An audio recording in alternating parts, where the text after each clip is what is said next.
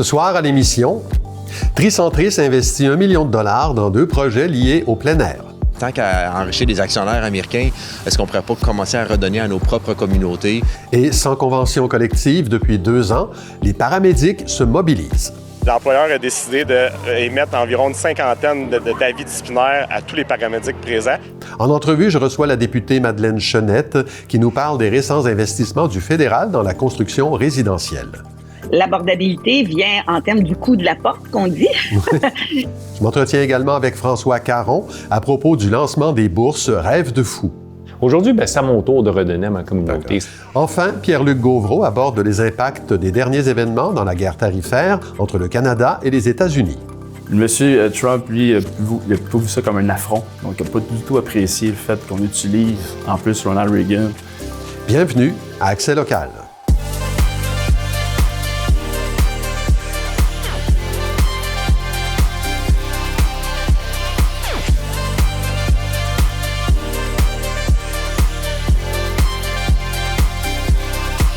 Mardi 28 octobre 2025, bon début de soirée, c'est Claude Desjardins en compagnie de Clara Maté-Genet. Bonsoir Clara. Bonsoir Claude. Alors la coopérative Tricentris a octroyé du financement à 2 projets qui se déroulent dans la MRC de la Rivière-du-Nord. Oui, donc c'est près de $1 million qui a été remis à la MRC, entre autres par Tricentris, pour 2 projets de plein air. Le premier, c'est la pérennisation des activités hivernales du Petit Train du Nord. C'est une entente conjointe entre la coopérative, la Corporation du Petit Train du Nord et 3 MRC. L'investissement de $450 000 permettra l'achat d'une dameuse et d'accessoires pour entretenir le sentier entre le kilomètre 4,4 et le kilomètre 46,4.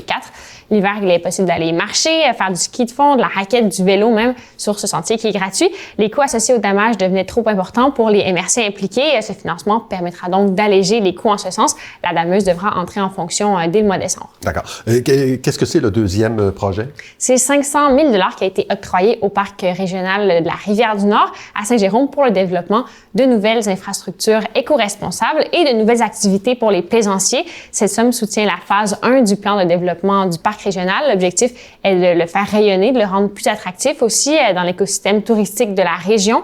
Il sera question éventuellement de le rendre gratuit et accessible pour tous, parce que ça n'a pas été facile sur le plan financier pour le parc régional dans les dernières années. Le démantèlement du parc a même été considéré. On peut écouter à ce sujet Xavier-Antoine Lalonde, préfet de la MRC de la Rivière-du-Nord.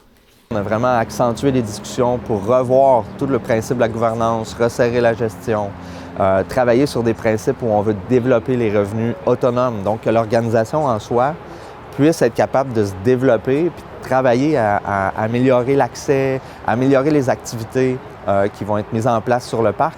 Et le demi-million offert par Tricentris va nous permettre de faire des investissements qui vont diversifier les raisons pourquoi les gens peuvent et veulent venir au parc. Bon, Clara, $1 million, c'est quand même un montant important. D'où vient cet argent-là? Alors, Tricentris est spécialisée dans le traitement de matières recyclables. Elle traite 25 % des matières recyclables de la province et les municipalités participantes agissent comme membres de cette coopérative. En échange de ces services, Tricentris redonne aux communautés avec son système de ristourne, ce qui explique le financement annoncé la semaine dernière. C'est donc de l'économie sociale et circulaire. On peut écouter Joey Leckman, président de Tricentris. La MRC Rivière-du-Nord a été une des premières MRC à vraiment embarquer dans notre vision, dans notre façon de faire. Puis c'est eux qui ont donc bénéficié du programme S'investir pour des communautés durables. Mais c'est pas exclusif à la MRC Rivière-du-Nord. C'est juste qu'ils ont été les premiers à sauter dans le bateau de façon très simple. Et ce partenariat, Clara, avec la MRC de la Rivière-du-Nord est déjà bien établi. Oui, depuis cette année, en fait, Tricentris s'occupe des opérations de l'écocentre régional de Saint-Jérôme. Monsieur Leckman nous explique un peu ce qui fonctionne si bien entre le modèle Tricentris et la MRC de la Rivière-du-Nord.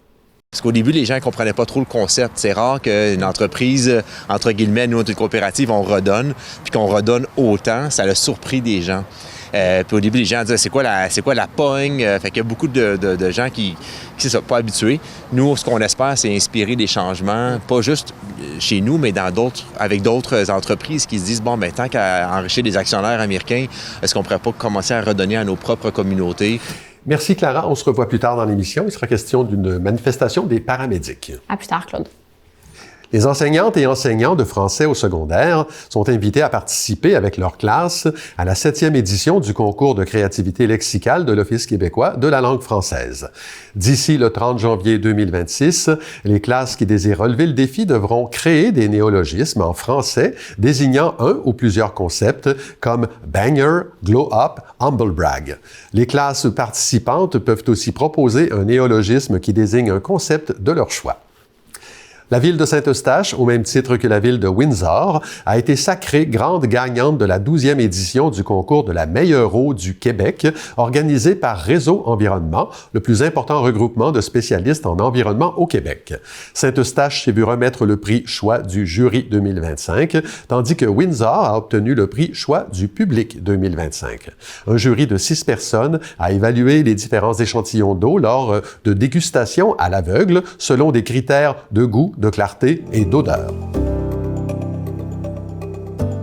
Le gouvernement fédéral investit 26,4 millions de dollars pour appuyer l'innovation dans la chaîne d'approvisionnement du secteur de la construction résidentielle au Québec. Une entreprise de Sainte-Thérèse, Quadraplast, profite de cette mesure à hauteur de 200 000 dollars, raison pour laquelle je reçois Madeleine Chenette, députée de Thérèse de Blainville à la Chambre des communes. Bonsoir, Madame Chenette. Bonsoir, M. Desjardins. Plaisir d'être avec vous. Plaisir partagé. Cet argent-là, il provient de l'Agence de développement économique du Canada, ce qu'on appelle le DEC. C'est investi dans toutes les régions du Québec et il a pour objectif de favoriser la construction rapide et durable de logements abordables. Là, il y a beaucoup d'éléments là-dedans. Je vais commencer par celui de la rapidité. Alors, de quoi on a besoin pour construire plus vite ou dans quelle mesure cet argent-là va nous permettre de passer par-dessus les entraves là, qui nous empêchent d'aller vite? Bien, et dans le fond, historiquement, il y a eu plusieurs freins qui limitaient le développement de logements abordables. Le premier, je vais les nommer, puis ensuite, je vais dire quels sont les programmes que nous faisons à cet égard. Mm-hmm. Alors, il y avait un enjeu de réglementation, puisque la réglementation fédérale, provinciale, municipale amenait des contraintes. Il y avait également des enjeux financiers parce que au niveau de la construction, ceux qui voulaient faire des logements préféraient le faire non pas pour les logements abordables, pour une question de rentabilité. Il y avait également des enjeux d'innovation puisque nos entreprises, compte tenu que la demande n'était pas si forte que ça, comment qu'on organise pour investir dans l'innovation. Et il y avait des enjeux de main-d'œuvre pour effectivement faire tout cela. Alors, si je les prends, alors c'est pour ça qu'on a lancé le programme Maison Canada, qui permet de toucher plusieurs de ces dimensions-là. Première des choses, de faire des ententes pour éliminer toutes les contraintes entre le fédéral et les provinces et aussi de s'assurer qu'il y a un meilleur alignement sur qu'est-ce qui doit être fait. Alors, je donne l'exemple. SCHL vient de mettre en ligne des modèles de maisons, que ce soit des petites maisons, des grandes maisons, des 6 logements, je pense qu'il y a même des 9 logements, qui fait en sorte que les modèles ont déjà été, entre guillemets, pré-approuvés avec la province du Québec et avec une consultation de plusieurs municipalités. Donc, quelqu'un qui veut construire quelque chose, il peut le faire très rapidement parce qu'il n'y a pas besoin de faire toutes les étapes. Deuxième chose, en termes d'éliminer les contraintes, le programme Maison Canada, avant, les constructeurs, les promoteurs devaient poser un projet à la fois. Donc là, ils peuvent déposer un portefeuille, pardonnez-moi, un portefeuille de projets. Donc, à ce moment-là, ça va accélérer la mise en place de ces projets-là. D'accord. Qu'est-ce que ça a comme conséquence d'avoir des solutions comme ça? C'est que ça permet à ce moment-là aux promoteurs de dire, ben ça vaut la peine d'investir et ça vaut la peine d'avoir la main-d'œuvre qui est qualifiée parce qu'on a plusieurs projets devant nous. Donc, on peut recruter davantage et faire en sorte qu'on a cette capacité de produire les maisons et non pas avoir des délais. Et je reviens avec le projet Quadraplast parce que c'est une belle entreprise et c'est un bel exemple qui a les chaînes d'approvisionnement avec de l'innovation.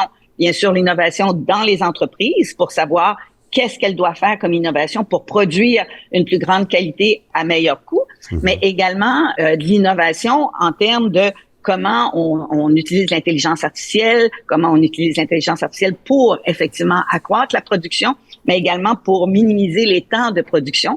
Et voilà aussi des décisions en termes de modulaire là, pour des entreprises qui finalement arrivent à faire des super belles maisons et d'habitation et de plusieurs logements mais qui sont déjà préfabriqués. Et donc, ce faisant, ça accélère aussi le temps. Alors, tout ça est des raisons. Et donc, pour ça, on a mis du financement, le gouvernement du Canada, pour soutenir ces transformations-là, et Quadra-Place en a profité. Et comment ça va aider ça à construire des maisons ou des logements plus abordables? Ben, à vrai dire, l'abordabilité vient en termes du coût de la porte, qu'on dit.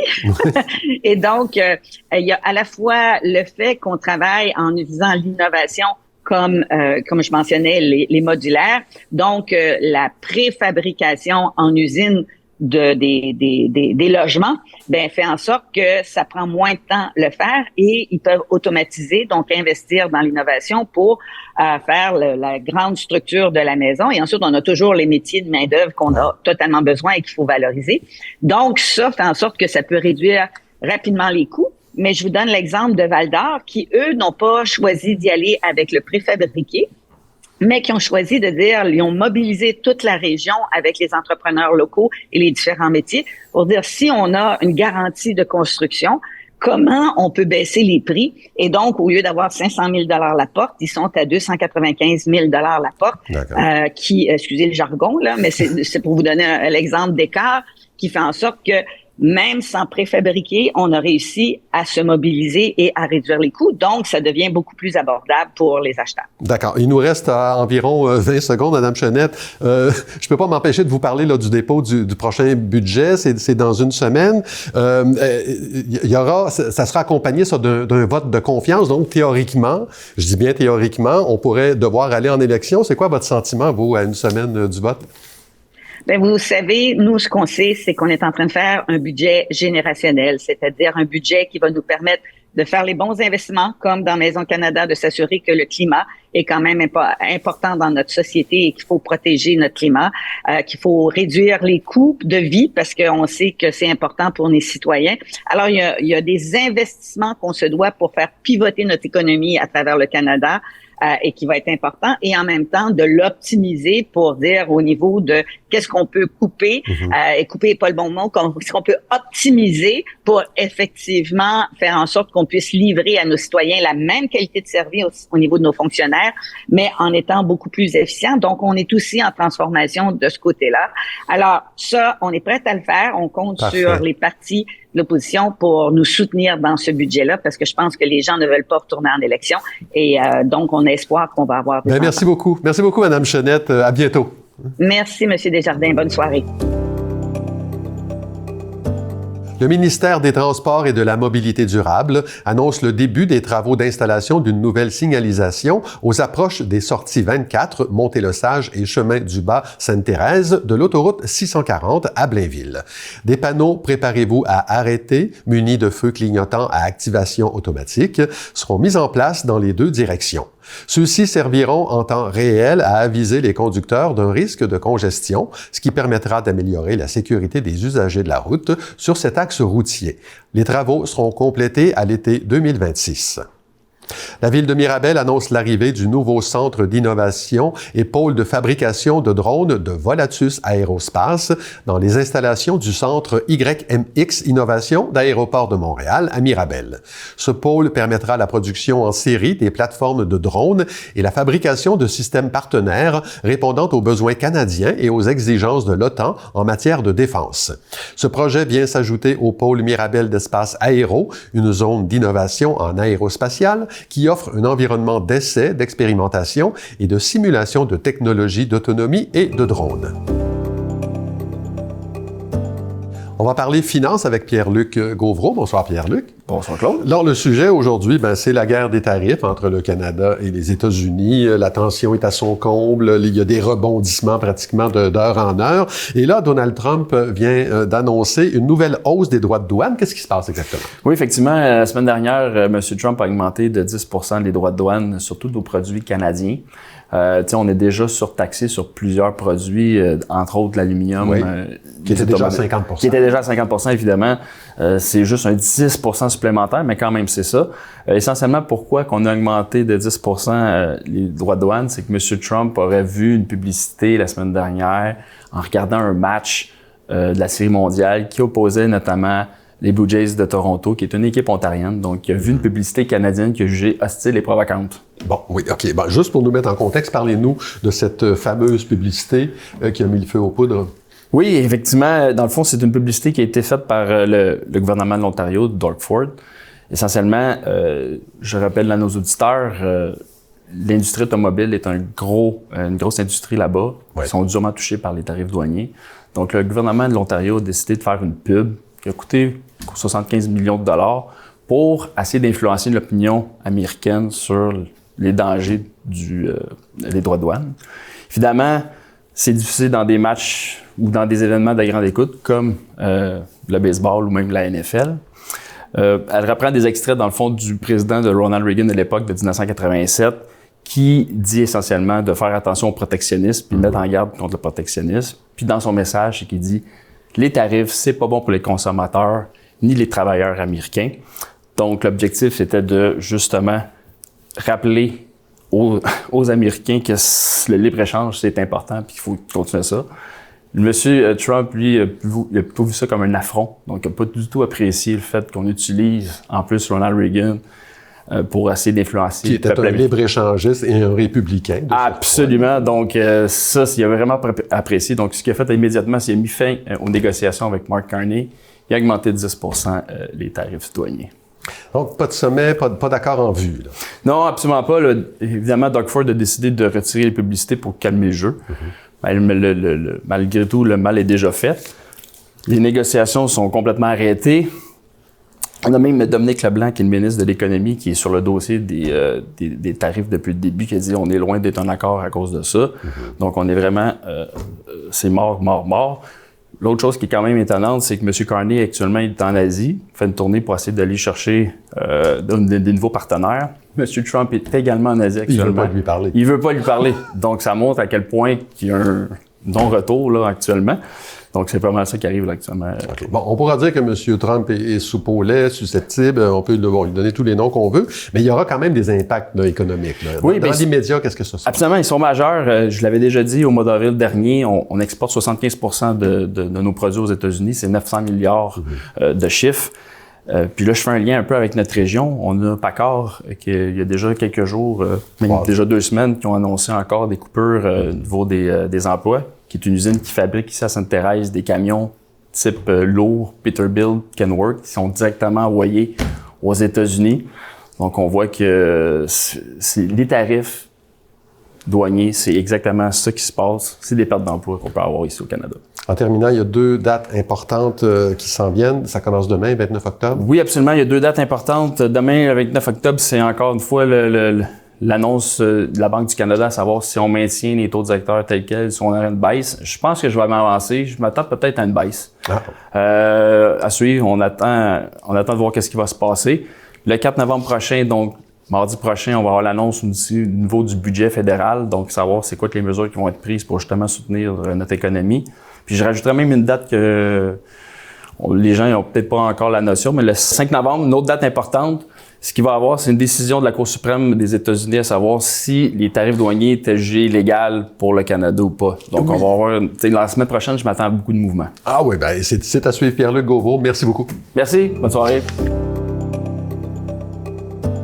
En mettant sur pied la fondation qui porte son nom, l'entrepreneur jérômien François Caron s'est donné la mission d'encourager les jeunes à croire en eux et à se dépasser. Puisqu'un rêve, même fou, mérite d'être vécu, le voici donc à la recherche de 80 rêveurs qui se mériteront l'une des bourses Rêve de fou qu'il offre à sa communauté. Il est avec nous pour en parler. Monsieur Caron, bonsoir.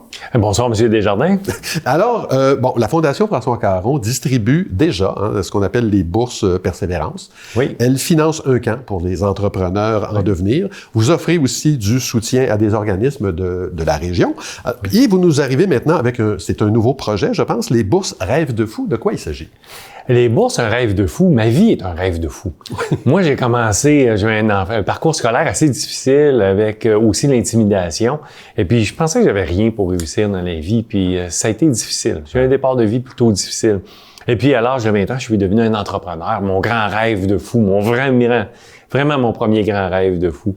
Et puis, j'ai persévéré, j'ai continué, j'ai eu de l'aide de plein de gens autour de moi qui m'ont aidé puis qui ont soutenu mon rêve de fou. Aujourd'hui, c'est à mon tour de redonner à ma communauté. C'est à mon tour aujourd'hui de redonner et puis d'appuyer des rêveurs ambitieux. Les jeunes qui vont s'inscrire, parce que c'est une sorte de concours, devront démontrer qu'ils ont un rêve de fou. Ça, c'est le premier critère.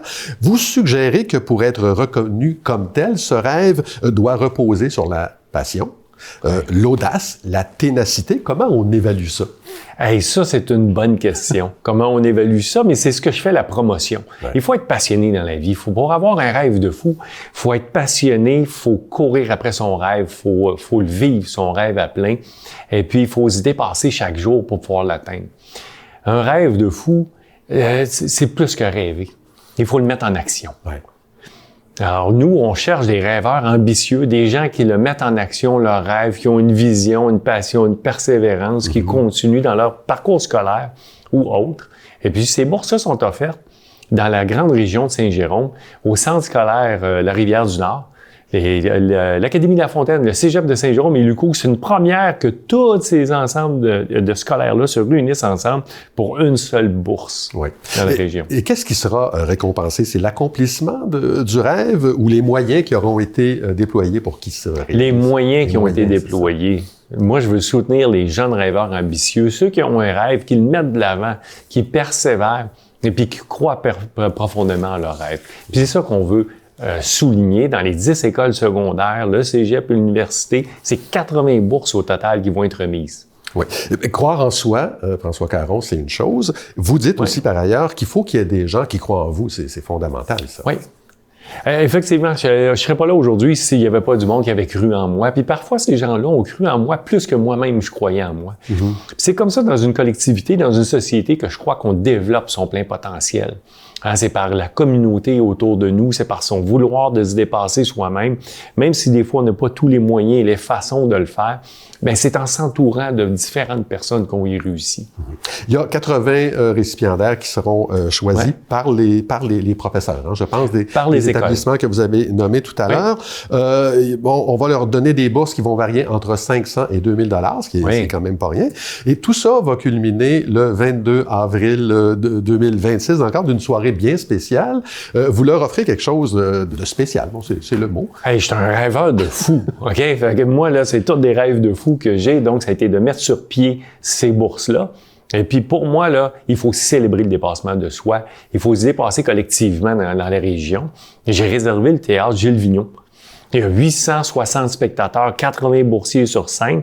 Puis, j'ai demandé à Maxime Charbonneau, le metteur en scène, prépare-moi une fête, une célébration incroyable, et puis qui va avoir lieu le 22 avril à Saint-Jérôme.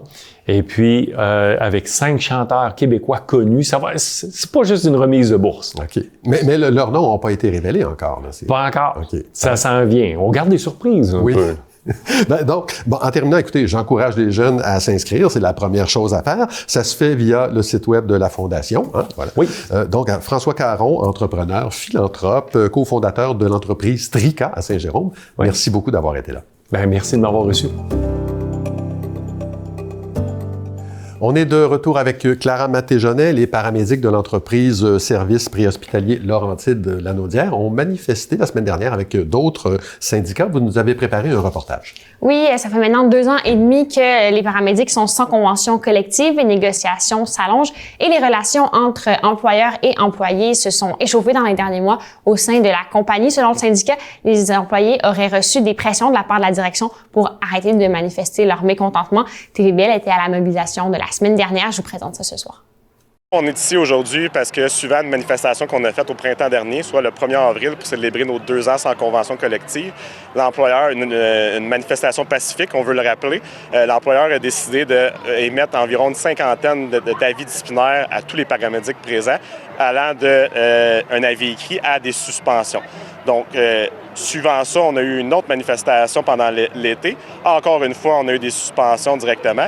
Là, on veut faire comprendre à l'employeur, on est des paramédics, on n'est pas des criminels, on fait des manifestations pacifique. On a déjà très peu de moyens de s'exprimer. Ça serait le fun d'arrêter de se faire répresser à coup d'avis disciplinaire puis de suspension. Aujourd'hui, ici, on est vraiment pour dénoncer notre employeur directement. Je sais que la négo, oui, c'est un petit peu pas en parallèle, c'est le sujet principal, on va se le dire, mais aujourd'hui, c'est de dénoncer l'attitude antisyndicale de notre employeur et la répression envers le syndicat et en premier lieu, ses employés. 50, là, pour nous, là, c'est environ au-dessus de 25 % de toutes les paramédics locales ici. Fait qu'on explique mal comment c'est s'attaquer là, complètement. On parle pas de cas isolés, c'est beaucoup de gens. Là. C'est pas une façon de traiter les paramédics qui, eux, donnent leur vie au service de la population, passent du temps à l'extérieur, dans des conditions très difficiles.